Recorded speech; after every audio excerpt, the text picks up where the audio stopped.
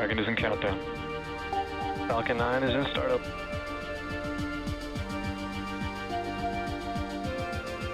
Dragon, SpaceX, go for launch.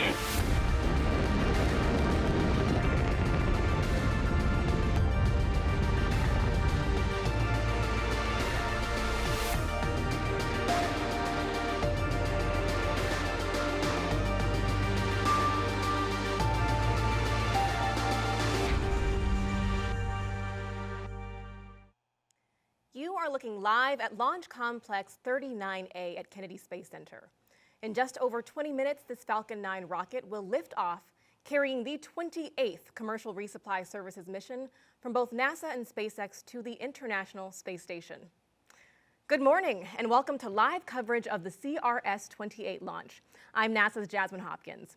Fueling of the Falcon 9 began about 15 minutes ago, and we're counting down to an instantaneous launch at 11:47 a.m. Eastern Time. This mission will deliver about 7,000 pounds of science, supplies, and equipment to the space station. And these missions help NASA and our partners continue research to better our life right here on Earth and help us as we explore deep space. Let's go now to SpaceX headquarters in Hawthorne, California, where Zachary Lupin is standing by to tell us more about the vehicle supporting today's mission. Zach? Thanks, Jasmine. Hello, everyone. My name is Zachary Lupin, and I'm an avionics reliability engineer here at SpaceX. And it's great to be covering today's mission in partnership with NASA. On your screen right now is a live view of SpaceX's two-stage Falcon 9 rocket with our Dragon spacecraft at the very top. Dragon is one of the few vehicles that can deliver significant cargo to the space station and the only vehicle that can deliver cargo from it. And to date, Dragon has visited the station 37 times and transported 280,000 pounds of cargo back and forth from the orbiting laboratory. Below Dragon is our Falcon 9 vehicle, which is actually two rockets in one. The lower part, also the largest part of the rocket, is called the first stage. It has 9 Merlin 1D engines, which accelerate the vehicle through the Earth's atmosphere and into various orbits in space. At the top of the first stage is the black inner stage, and above that is the Falcon 9 second stage. Now, the two stages will separate about 2.5 minutes into flight, and then the second stage will ignite its single Merlin vacuum engine, or MVAC engine, which is the 10th engine on the rocket, to carry Dragon to its desired orbit. Now, during today's mission, you will notice a shorter nozzle attached to our second stage. We are flying a shorter nozzle when we don't need as much performance to get payloads to their final destination. Now, for those of you following along, today marks SpaceX's 38th launch this year, 4th Dragon flight in 2023, and 237th mission overall. Now, Falcon 9 and Dragon were both designed with reflight in mind, and the vehicle hardware is built to support multiple missions with minimal refurbishment. Today's Dragon is flying for its 4th time and also marks SpaceX's 20th reuse of the vehicle. And the Falcon 9 first stage is flying for its 5th time, and we plan to recover and fly both the vehicle and the spacecraft again in the future. So far, we've reflown 170 first stages, including both Falcon 9 and Falcon Heavy, and we're planning to recover this booster on our drone ship, a Shortfall of Gravitas, which is currently stationed off the coast of Florida in the Atlantic Ocean. And if successful, this will mark the 198th recovery of an orbital-class rocket. Now, as the clock ticks closer to T0, let's head over to NASA's Megan Cruz at Cape Canaveral to talk about today's weather. Megan? Thank you, Zach, and good morning, everyone. Welcome into Hangar AE at nearby Cape Canaveral Space Force Station. This is where I can monitor the launch team as they take us through today's countdown. So far, hearing a lot of good things over the nets. The vehicle is healthy, the team working no issues, the range is green, meaning our path from here to the International Space Station is clear and safe. And the weather, which has been the issue all weekend, forcing the team to stand down Saturday and Sunday attempts. Today, we are 80% go. You can see those watch items on the bottom left of your screen. Launch Weather Officer Arlena Moses will be monitoring a few showers she expects to move into the area during launch. And I know some of you out there, you might be thinking it seems a little windy out here, but those winds are well below any concerns for launch. And as for the weather around the booster recovery area yesterday, high seas kept us from launching, but today, check out this live look from SpaceX's drone ship out in the Atlantic. Conditions are still a little rough out there, but better than yesterday, hence again that 80% go for launch in just about 17 minutes. So right now, SpaceX is fueling Falcon 9. RP-1, or rocket-grade kerosene load, is complete. Super-chilled liquid oxygen is being loaded into the first and second stage. You see those white clouds, completely normal. That's some of the liquid oxygen venting off. SpaceX vents off some of that LOX to maintain the right pressure in the tanks. And those clouds form when the liquid oxygen makes contact with Florida's humid air. Our instantaneous launch opportunity today, 11:47 and 0 seconds Eastern Time, if we want to dock with the International Space Station on Tuesday, June 6th. For more on that, let's head over to Shaniqua Vereen inside NASA's Mission Control Center. Thanks, Megan, and welcome to the International Space Station Flight Control Room. I am Shaniqua Vereen, live at the Johnson Space Center here in Houston, Texas. The team of flight controllers at Mission Control Houston today is being led by Flight Director Scott Stover. Teams here in Mission Control will really jump into action tomorrow night into early Tuesday morning as Cargo Dragon approaches the International Space Station. There are currently 7 crew members living and working aboard the station.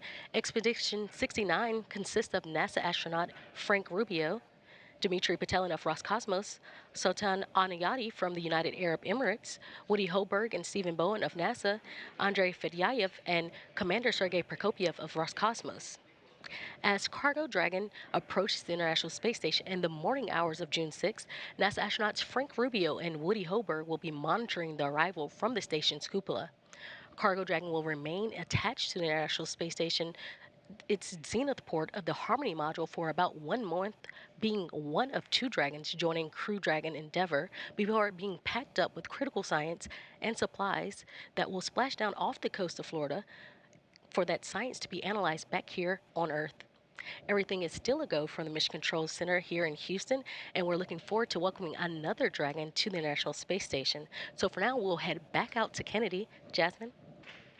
Thank you, Shaniqua. Now we are about T-minus 14 minutes and counting from liftoff of CRS-28, so let's talk about the science. New experiments will soon arrive on the space station. Thunderstorm observation equipment could improve research on Earth's climate and weather. And astronauts will be growing a second generation of plant seeds in space to see if gene changes transfer to future generations. And those are just some of the experiments joining the hundreds of ongoing investigations already aboard the orbiting lab. This mission will also increase power supply on the station, delivering the 3rd set of roll-out solar arrays, also known as IROSAs. After being installed on upcoming spacewalks, the arrays will roll out into position, boosting power on the station by up to 30%. Now, across the country, NASA and our partners are making small steps and giant leaps in preparation for the Artemis II crewed mission around the moon. So let's take a look at our Artemis Moon Minute. All 5 major structures of the Space Launch System rocket's core stage have now been fully integrated at the Michoud Assembly Facility in Louisiana. The engine section is the most complex and intricate part of the core stage that powers the Artemis missions to the moon. RS-25 engine testing is underway at Stennis Space Center near Bay St. Louis, Mississippi. This test is part of a 12-test series that will certify the new design for crewed Artemis missions. The engine ran for its full planned 720 seconds, the longest duration to date. At Kennedy Space Center in Florida, technicians have been testing the solar array wings for the Artemis II service module. Orion will have 4 solar wings drawing in 11 kilowatts of power from the sun. Some of the avionics for Artemis II have already been to space. Technicians finished cleaning and removing avionics on the Artemis I crew module, which will be used on the Orion capsule for Artemis II in 2024.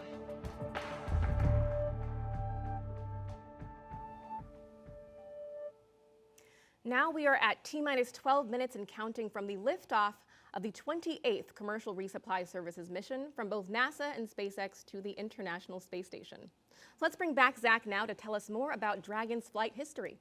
Zach?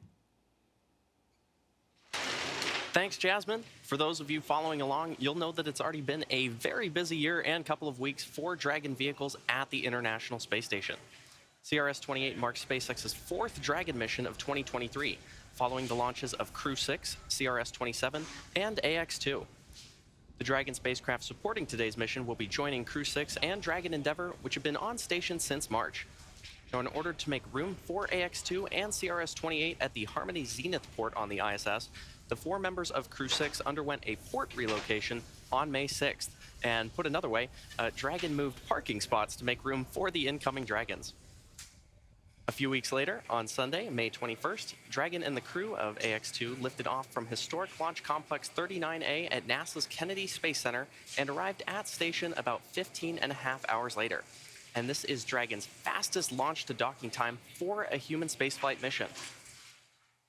After 8 days of living and conducting research on the space station, Dragon Freedom undocked from the orbiting laboratory and returned the AX-2 crew back to planet Earth off the coast of Florida at 11:04 p.m. Eastern on Tuesday, May 30th. And this made room for the Dragon vehicle supporting today's mission.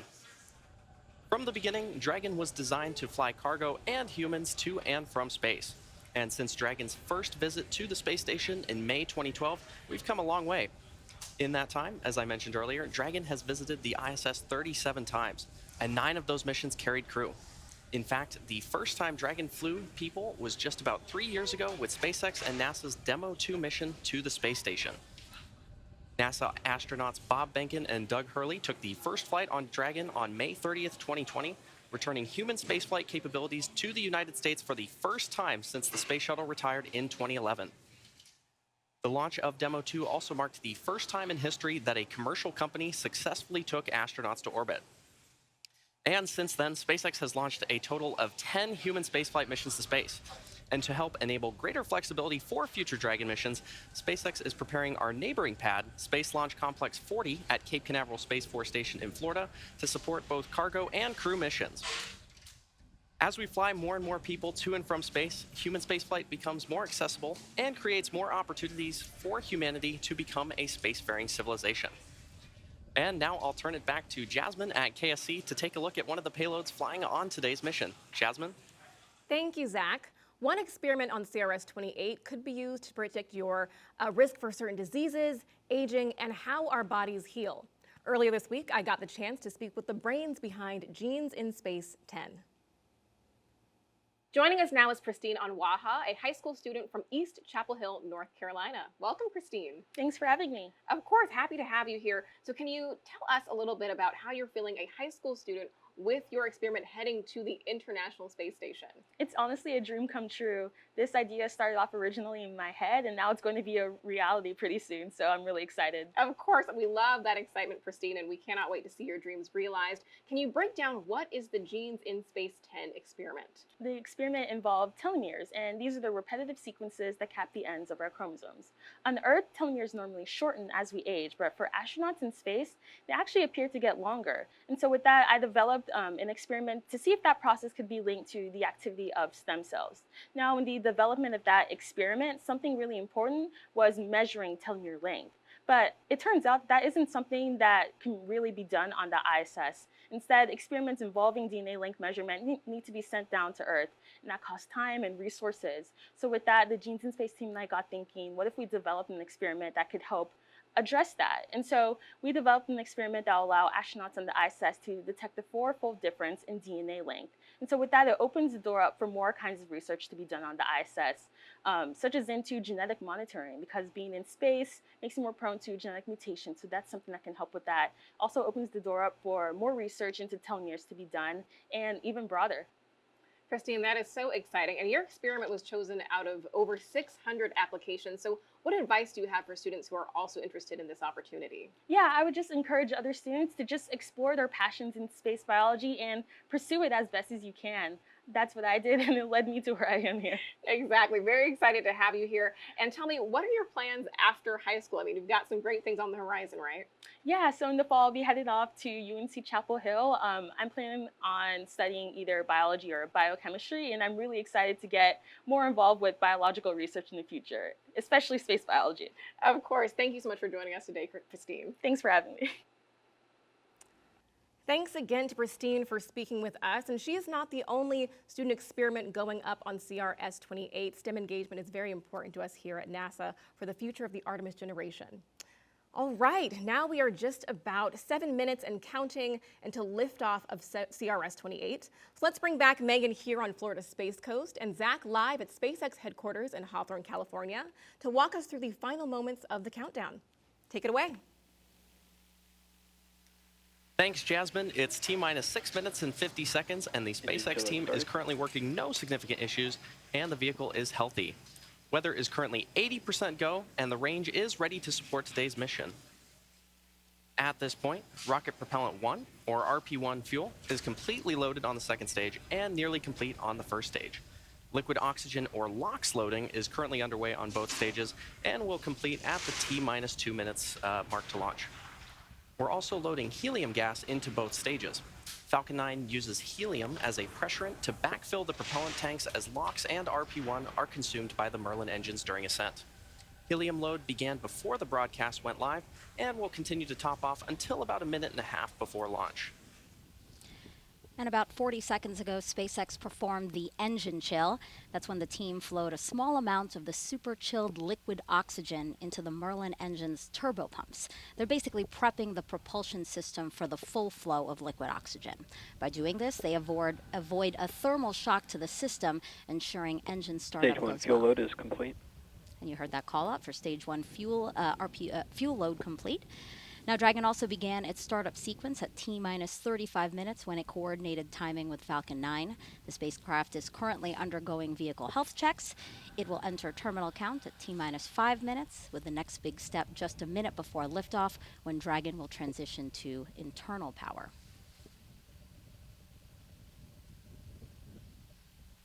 Now, you may have noticed those white clouds around the vehicle. Those are completely normal. They are chilled gas above the LOX tank liquid surface that we vent overboard to maintain pressure in the tank as needed. And when that gas comes out into contact with the warm, humid Florida air, the air condenses into clouds and water. Now, Here at the eyeball for now, we should see the count. Falcon 9 tanks we are should see the pressurizing clamp arms for opening strong back on the retract. transporter erector. Dragon is internal The count and transporter on erector, internal or power. T. The transporter erector, or TE, is used for vehicle rollout and to route propellants and electrical power to the vehicle in preparation for launch. And once those clamp arms have fully opened, the TE will then retract away from the rocket in preparation for liftoff. We have a hot mic on the countdown net. All parties check your key panels. Strong back lower has started. We should see those clamp arms opening in about 15 seconds from now.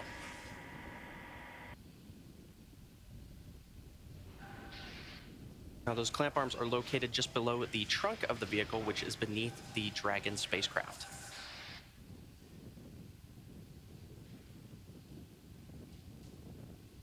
And there you can see those clamp arms beginning to open around the booster. Now, in these last few minutes before T0, Falcon 9 is performing final health checks on its primary communications, avionics, and propulsion systems in preparation for flight.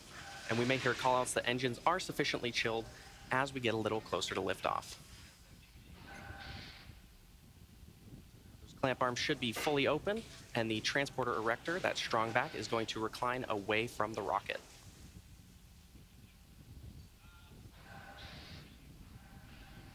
Now, you may have noticed in some of these shots, the Falcon 9 booster supporting today's mission is covered in quite a bit of soot, and that is because it previously supported NASA Crew 5, GPS-3, Space Vehicle 6, Inmarsat 6F2, and 1 Starlink mission.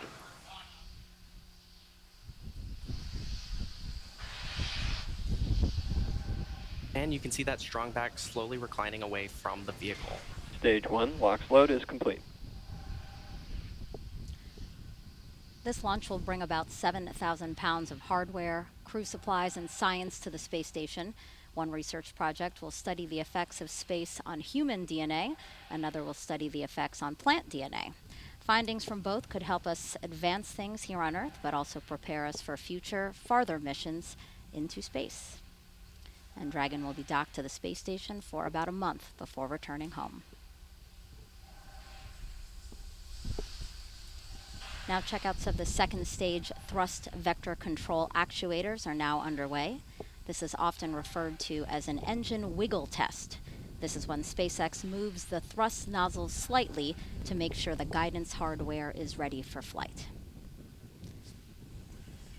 SpaceX will do the exact same test on the first stage engines, but that happens just seconds before ignition.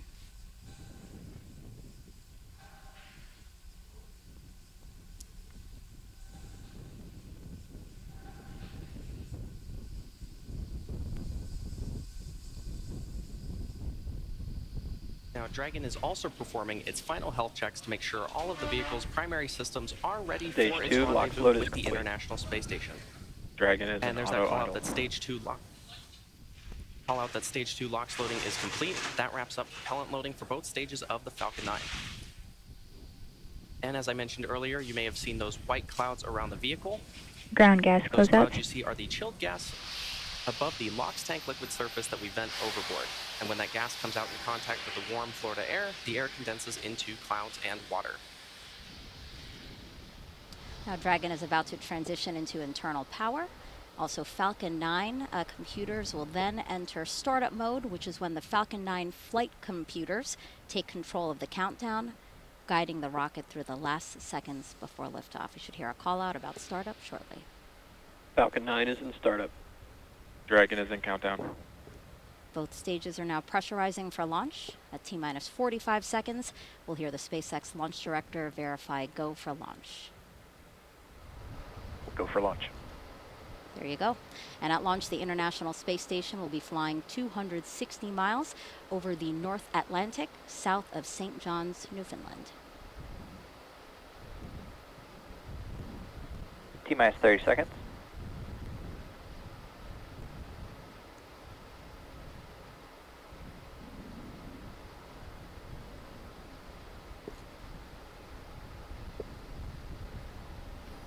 Fifteen seconds. T-minus 10, 9, 8, 7, 6, 5, 4, 3, 2, 1. Ignition, engines full power, and liftoff of SpX-28. Go Falcon, go Dragon. Liftoff of about 7,000 pounds of science and cargo, including a new pair of solar arrays to boost power on the space station.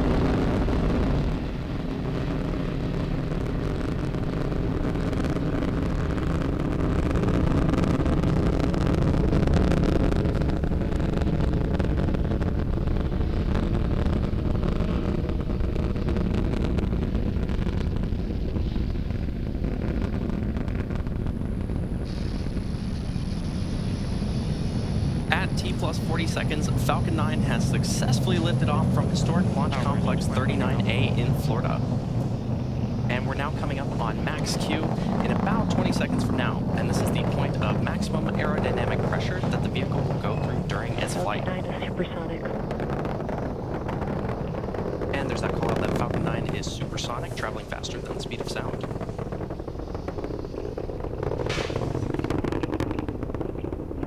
Max Q. And there you heard the call out for max Q. Coming up next are 3 events back to back, the first of which is main engine cutoff, or MECO, and this is when all 9 Merlin 1D engines on the first stage shut down. After those 9 engines shut down, the first and second stages will separate, and this is also called out over the nets as stage separation. From there, the second stage will ignite its Merlin vacuum engine to boost Dragon to low Earth orbit during SES, or second engine start 1. And this whole sequence takes about 15 seconds.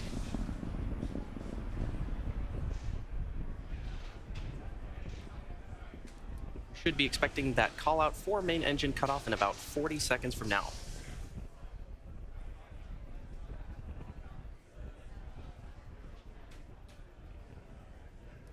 Some amazing views of our Falcon 9 vehicle as it takes our Dragon spacecraft to orbit.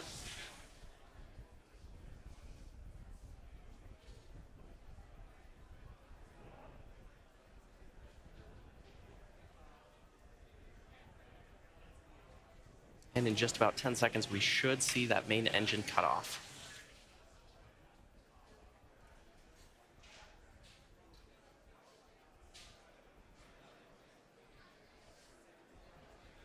MECO. Stage separation.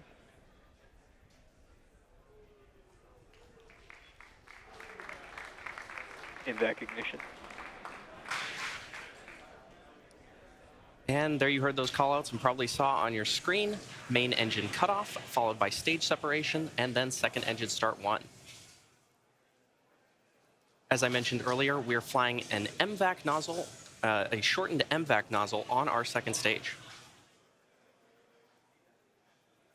If you're just tuning in, you're watching a live webcast for the 28th commercial resupply mission to the International Space Station for NASA. This is SpaceX's 38th mission for 2023 and the 4th Dragon flight to the International Space Station this year. We lifted off from Kennedy Space Center's historic Launch Complex 39A just about 3.5 minutes ago. Now on your screen, on the left side, you can see our Falcon 9 first stage, which is going to descend back towards Earth, and the second stage on the right side of your screen, which is carrying the Dragon spacecraft.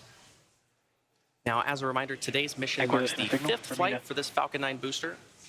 Falcon 9 booster, which previously supported the Crew 5, GPS-3 Space Vehicle 6, Inmarsat 6F2, and 1 Starlink mission.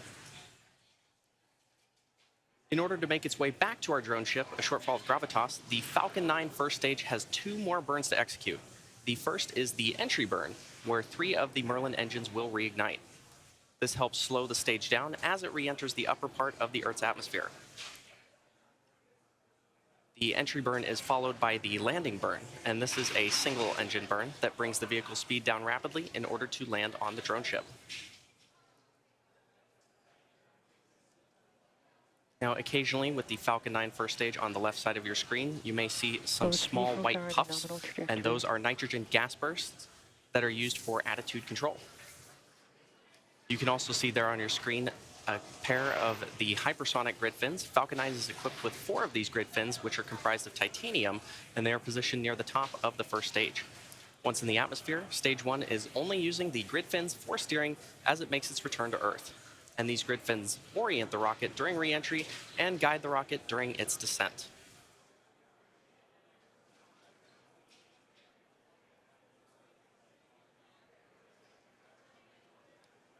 Now, the Falcon 9 first stage has 9 Merlin 1D engines, and each engine generates about 192,000 pounds of thrust. On the second stage is the MVAC engine, which has a slightly wider nozzle, and the vacuum engine generates about 203,000 pounds of thrust.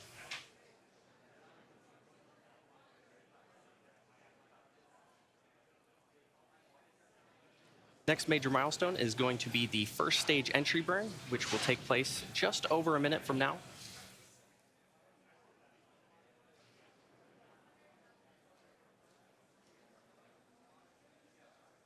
There you can see an amazing view of our stage 2 with its shortened MVAC nozzle.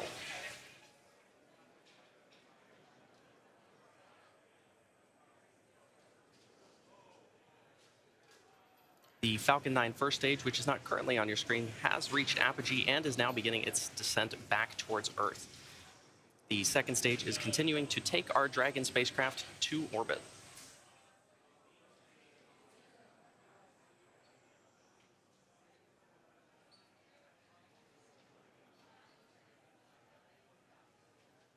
And we should see that first stage entry burn begin in about 15 seconds from now on the left side of your screen.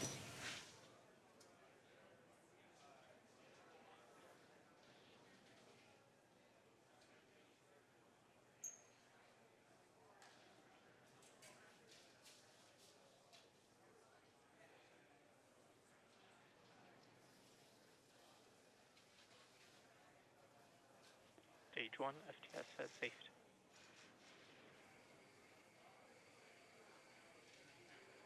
Stage 1 entry the burn second startup. stage on the right side of your screen. And there's that call out for stage 1 entry burn startup on the left side of your screen. The second stage is continuing to take our Dragon spacecraft to orbit. Now again, the entry burn is the first of 2 burns that the Falcon 9 booster performs before landing on our drone ship. Stage 1 entry burn shutdown. And there's that confirmation of stage 1 entry burn shutdown. As we get closer to first stage landing, it's good to note that the Falcon 9 first stage is equipped with 4 landing legs made of state-of-the-art carbon fiber with aluminum honeycomb. These landing legs are placed symmetrically around the base of the rocket and deployed just prior to landing. And if successful, this landing will mark the 198th time that we've recovered a first stage booster, including both Falcon 9 and Falcon Heavy missions.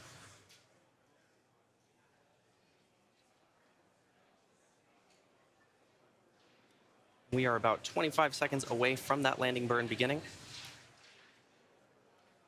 Stage 1 transonic.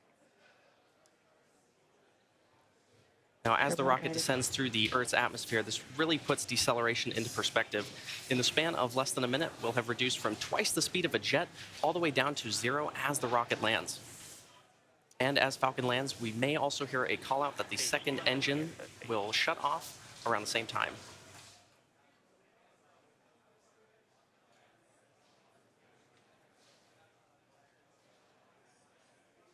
Stage 1 landing burn.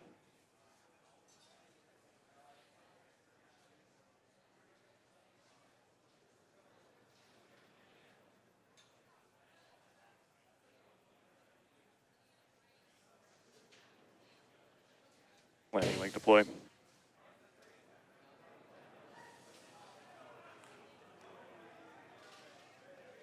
Stage 1 landing confirmed. And there you have it. The Falcon 9 first stage that supported today's mission has landed for its 5th time, having previously supported Crew 5, GPS 3, Space Vehicle 6, Inmarsat 6F2, and a Starlink mission. Today's landing also marks the 198th successful landing for an orbital class rocket. You may have also heard confirmation of good orbit. Acquisition of signal, Newfoundland. At T plus 9 minutes and 30 seconds into the mission, we are coming up on the last major task for Stage 2, commanding separation of Dragon a couple minutes from now. And we expect to have video of Dragon separation from the top of the second stage, which looks into the trunk. CRS-28 will be joining the Crew 6 vehicle, currently on orbit, so we'll be back to having 2 Dragon spacecraft docked at the International Space Station. As for cargo, today we will be delivering more than 7,000 pounds of science, research, crew supplies, and vehicle hardware to the orbital laboratory and its crew. To date, SpaceX has sent and brought back over 280,000 pounds of crew and cargo to and from the space station.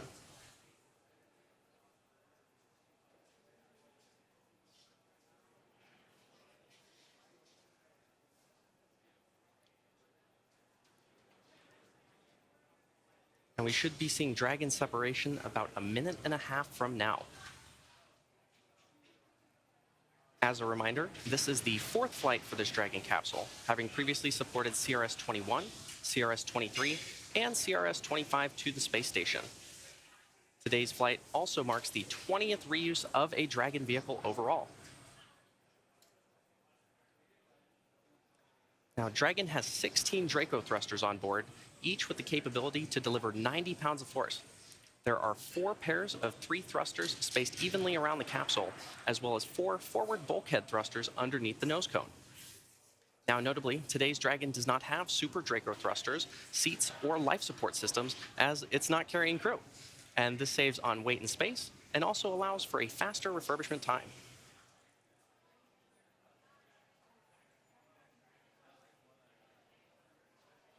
While initial designs of Dragon carried solar arrays extended outward from the trunk, the cylindrical structure located directly behind the Dragon capsule, the current Dragon has these arrays fixed directly to the trunk. And you may see at some point both a light and a dark side of the trunk, and that dark side is actually those solar panels, while the light side is a radiator to help cool the spacecraft.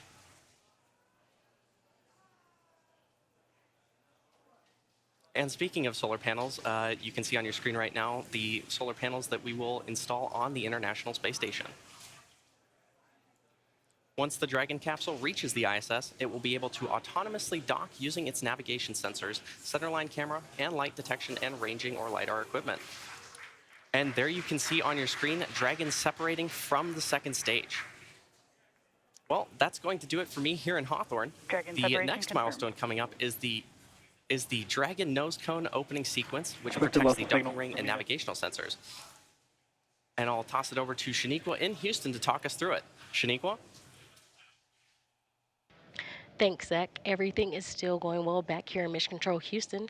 Right after Dragon separated, it began a series of automatic checkouts, including small firings of the Draco maneuvering thrusters. The next milestone is nose cone deploy. The nose cone protects that docking hardware and rendezvous and tracking elements on top of Dragon during ascent. The nose cone deploy uncovers the 4 forward bulkhead thrusters, which Dragon will use for its major burn maneuvers. And we do have confirmation that that nose cone deploy sequence has begun. Again, major burn maneuvers will be Dragon nose cone deploy uncovers those major hardware. It will also uncover Dragon eyes, that rendezvous and tracking hardware that allows Dragon to know where it is in space and how to find the space station. Once open, the nose cone will stay in that position until the very end of its mission, closing prior to re-entry to provide some of that additional protection to the same hardware during re-entry. It does take about 5 minutes for a nose cone to open. We are looking for 12 hooks, 2 sets of 6 that will open here. And once open, we will see the nose cone deploy. Again, that sequence has begun, and we'll be waiting to hear once all 12 hooks are open. And we will see movement of the nose cone as all 12 hooks open. After nose cone deploy Cargo Dragon will be safely on its way to the International Space Station. If you're just joining us, NASA and SpaceX's 28th commercial resupply mission launched from Pad 39A at the Kennedy Space Center in Florida at 10:47 a.m. Central Time, 11:47 a.m. Eastern Time, and is currently in orbit. We're standing by now for nose cone deploy. Dragon is filled with over 7,000 pounds of cargo and supplies, including a variety of science investigations, hardware, and fresh foods for the crew on station. Some of those fresh foods that will be delivered include apples, grapefruits, oranges, cherry tomatoes, and blueberries. Dragon will dock to the zenith or space-facing side of the Harmony module, just recently freed up by Dragon Freedom, which brought up the Axiom 2 crew. The Axiom 2 crew aboard the SpaceX Dragon Freedom spacecraft safely splashed down off the coast of Florida at 10:04 p.m. Central Time, 11:04 p.m. Eastern on May 30th, 2023. The crew's return officially concluded the second all-private astronaut mission to the International Space Station. Axiom 2 commander and retired NASA astronaut Peggy Whitson ended her 8-day mission with a new record of 675 days in space, the most of any American or woman. And while we're discussing records, NASA astronaut Frank Rubio will end his mission this fall, breaking a record of his own. Rubio will return to Earth aboard a Russian Soyuz spacecraft no earlier than September 27th, and in his stay aboard the orbiting laboratory, having logged a total of at least 371 days in orbit. That tour of duty will beat the previous record of 355 days set by NASA astronaut Mark Vande Hei in 2022. Joining Rubio on station are 6 other crew members living and working aboard the International Space Station. Expedition 69 also includes Dmitry Patelin from Roscosmos, Sultan Adiyati from the United Arab Emirates, Woody Hoberg and Stephen Bowen of NASA, Andrei Fedyaev and Commander Sergei Prokopyev of Roscosmos. All crew members are awake, and after enjoying a midday meal, some are headed to exercise, while others are headed to do some spacewalk procedure reviews. NASA astronauts Stephen Bowen and Woody Hoberg are prepping for a June 9th spacewalk to install one of 2 new rollout solar arrays on the space station's starboard side truss structure. This cargo resupply will bring up 2 new rollout solar arrays packed inside its unpressurized trunk. Acquisition of signal. Good, Heli. And again, if you're just joining us, we are currently waiting on nose cone deploy of the SpX-28 cargo spacecraft. That sequence has begun just a few minutes ago, and it does take about 5 minutes for the nose cone to fully deploy.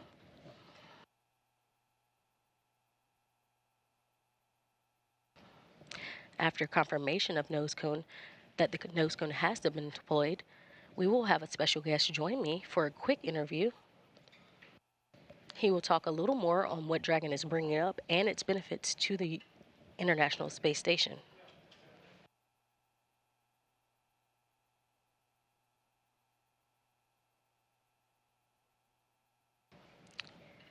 And back here in the International Space Station room, flight control room, while we are waiting for that nose cone to officially be fully deployed, we will have flight controllers that are monitoring the systems on station itself ahead of Dragon's arrival Tuesday morning.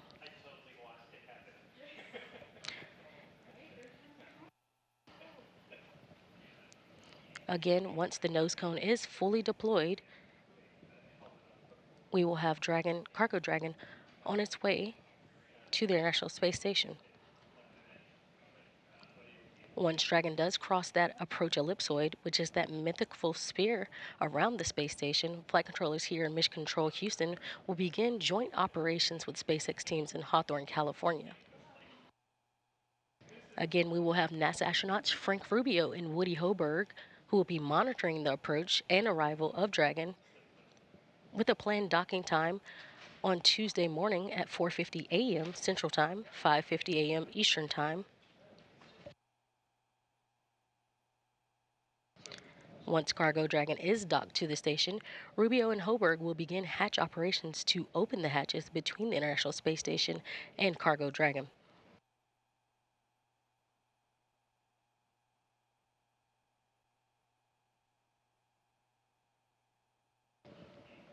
And again, this is live mission operations of the SpX-28 resupply mission to the International Space Station. If you are just joining us, we are currently waiting on the nose cone deployment of the vehicle.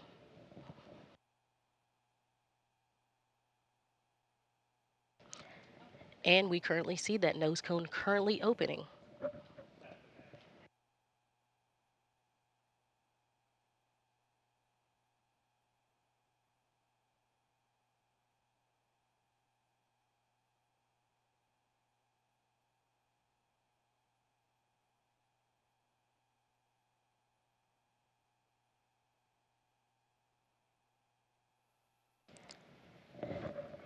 And we have confirmation of nose cone deploy.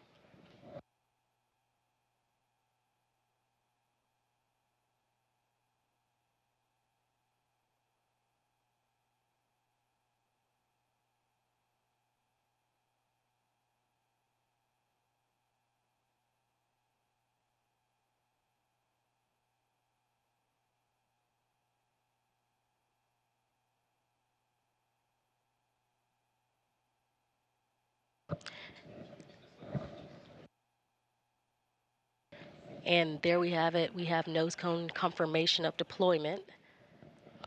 And now joining me on the phone is manager of the International Space Station Transportation and Integration Office, Phil Dempsey. Hi, Phil. Hey, Shaniqua. Thanks for joining me. And as we get into it, can you outline the major activities for the crew with SpX-28?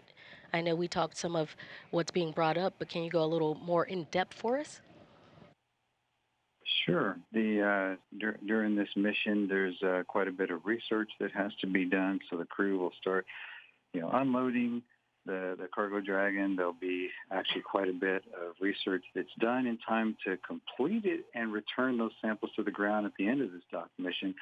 As well as that, we're carrying up some IROSIS, external solar arrays that have to be installed with a couple of VVAs during this mission.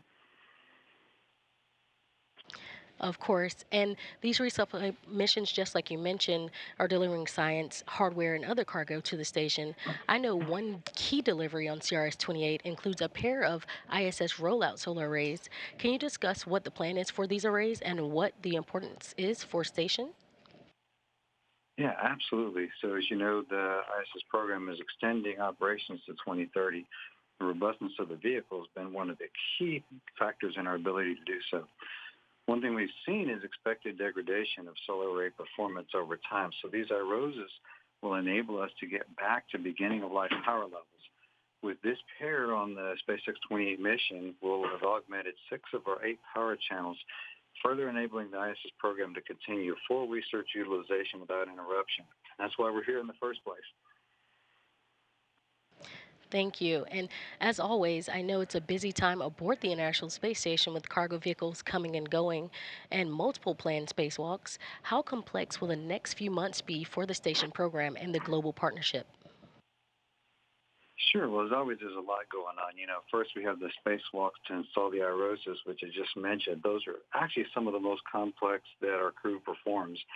Not long after completing those, we're looking forward to the NG-19 cargo resupply mission later this summer, bring up more critical supplies and research. And then we're not too far away from the next crew rotation missions on both the SpaceX Crew Dragon and the Soyuz spacecraft. So we're definitely looking at some complex choreography, but we've got extremely capable teams across the world making it all happen. Thank you so much. And we again appreciate you for joining us today. All right. Thank you, and have a great day. It's good to see a good launch today. Perfect. Thanks, Phil. Join us again early Tuesday morning at 3:15 a.m. Central Time for live coverage of docking for SpX-28. Again, everything is on track on the International Space Station side, so that'll do it for us here in Mission Control Houston. Now back over to you, Kennedy. Jasmine?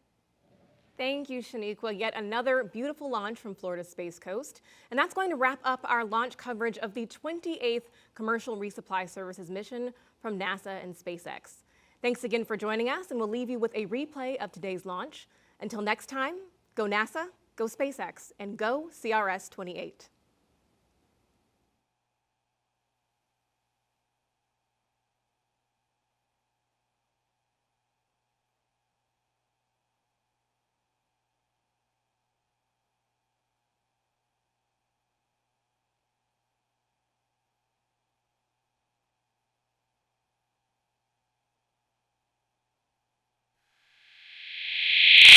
And cargo, including a new pair of solar